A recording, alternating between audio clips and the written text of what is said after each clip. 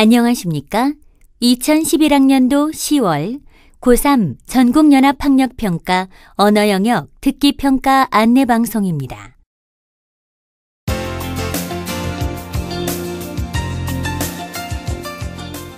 잠시 후 2011학년도 10월 고3 전국연합학력평가 1교시 언어영역 듣기평가 방송을 시작하겠습니다.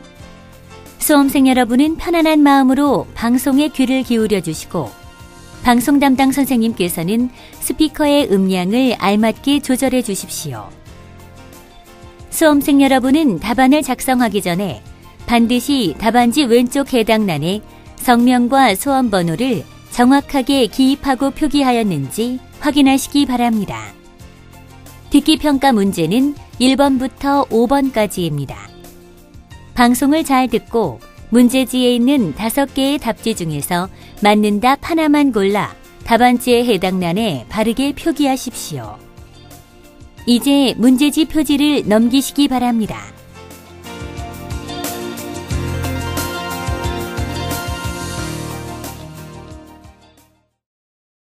그러면 지금부터 1교시 언어영역 듣기평가를 시작하겠습니다. 1번부터 5번까지는 듣고 답하는 문제입니다. 방송을 잘 듣고 답을 하기 바랍니다. 듣는 내용은 한 번만 방송됩니다. 1번. 이제 여러분은 이야기 한 편을 듣게 됩니다. 잘 듣고 물음에 답하십시오. 어느 마을에 한 노인이 있었습니다.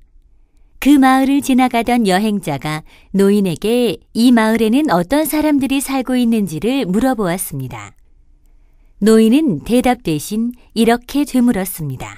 당신이 떠나온 마을에는 어떤 사람들이 있었소? 여행자는 이렇게 대답했습니다. 화를 잘 내고 정직하지 못하고 형편없는 사람들이요.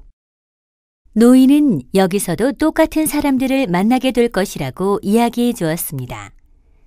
시간이 지나고 다른 여행자가 이 마을에 찾아왔습니다. 이 여행자도 노인에게 같은 질문을 했습니다. 이 마을에는 어떤 사람들이 살고 있나요? 노인은 이번에도 대답 대신 여행자가 전에 떠나온 마을에는 어떤 사람들이 살고 있었는지 되물었습니다. 여행자는 이렇게 대답했습니다. 친절하고 정직하며 예의 바르고 인정이 넘치는 사람들이요. 그러자 노인이 대답했습니다. 이 마을에도 그 사람들과 똑같은 사람들이 살고 있다오.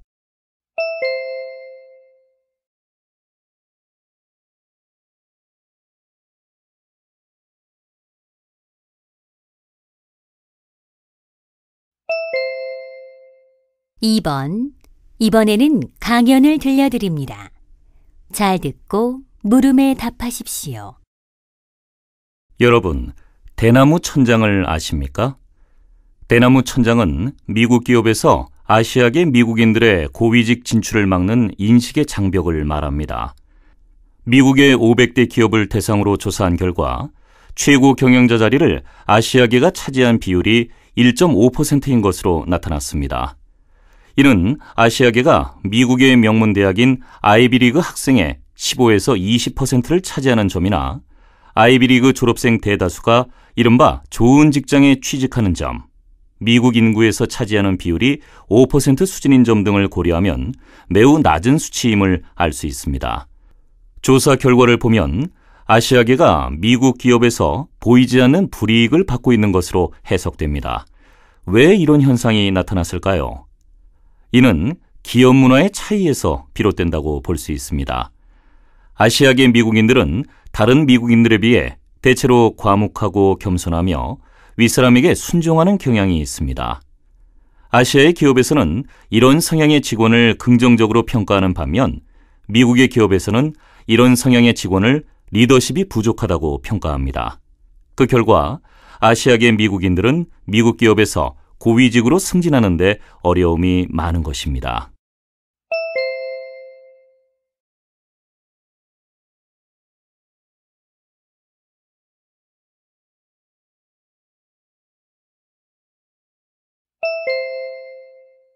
3번. 이번에는 대화를 들려드립니다. 잘 듣고 물음에 답하십시오. 아휴, 이 녀석. 공부하고 있으랬더니 스마트폰으로 뭘 하고 있니? 공부하고 있는 거예요, 선생님. 영어 단어 읽어주는 거 들으면서 외우는데 좀 따분해서 눈으로만 재미있는 동영상 보고 있어요. 단어 외울 때는 뭔가를 보거나 들으면서 해야 지루하지 않더라고요.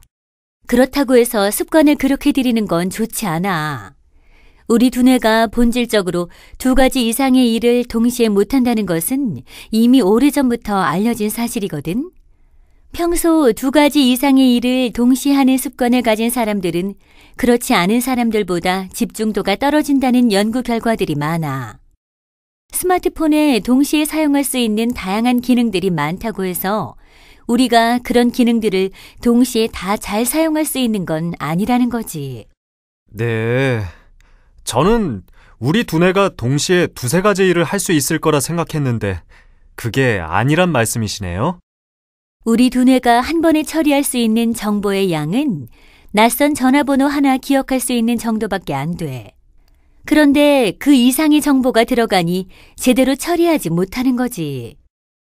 동시에 여러 가지를 하는 데는 한계가 있더라도 이런 스마트 기기에 수많은 정보를 저장할 수 있고 필요할 때 언제나 꺼내 쓸 수 있는 건 학습 능력을 키우는데 도움이 되지 않을까요? 정보와 지식을 구분하지 않으니까 그렇게 생각하게 되는 거야.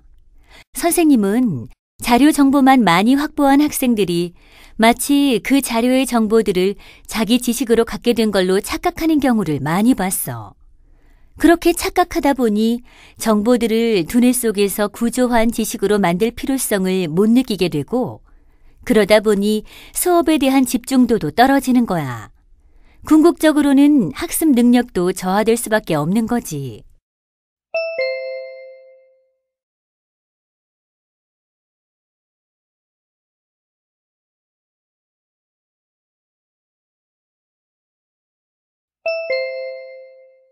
(4번과 5번) 이번에는 토론의 일부를 들려드립니다. 잘 듣고 4번과 5번 두 물음에 답하십시오. 아파트에서 대형 애완견을 키우는 가구가 꾸준히 증가하고 있지만 대부분의 아파트에서는 이를 규제하고 있습니다. 이에 따라 아파트에서 대형 애완견을 키울 수 있도록 허용해야 한다는 주장과 이에 반대하는 주장이 팽팽히 맞서고 있습니다.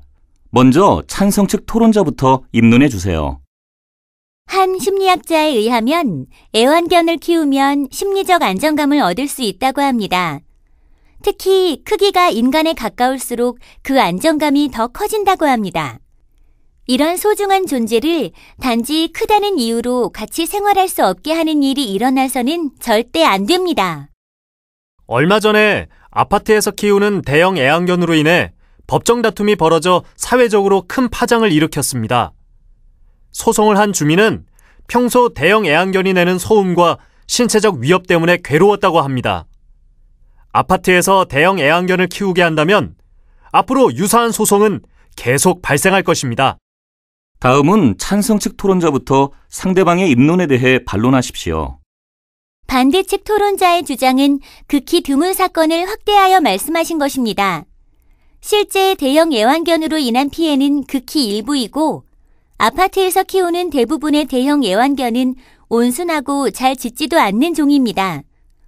저도 그 사건 기사를 봤는데 소송을 한 주민이 본 애완견은 사람을 잘 따라서 시각장애인의 안내견으로도 활약하는 골든 리트리버라는 종이었습니다.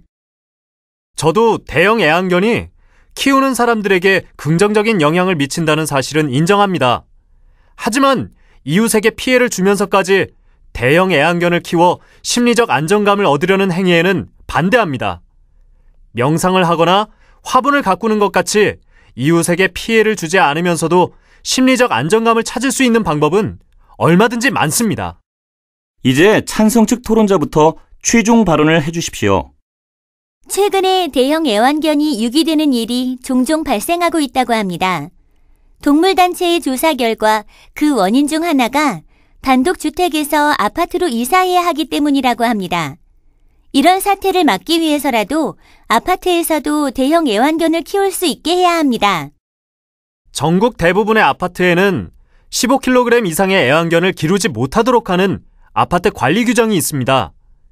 이런 규정을 무시하고 아파트에서 대형 애완견을 기른다면 이로 인한 법정 다툼이 계속해서 일어날 것이고 결국 아파트 주민의 화합도 깨지게 될 것입니다.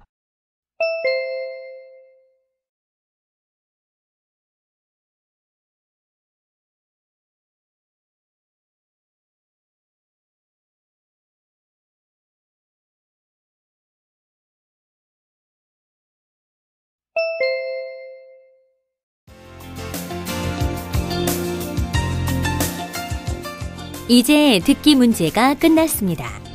6번부터는 문제지의 지시에 따라 답을 하기 바랍니다.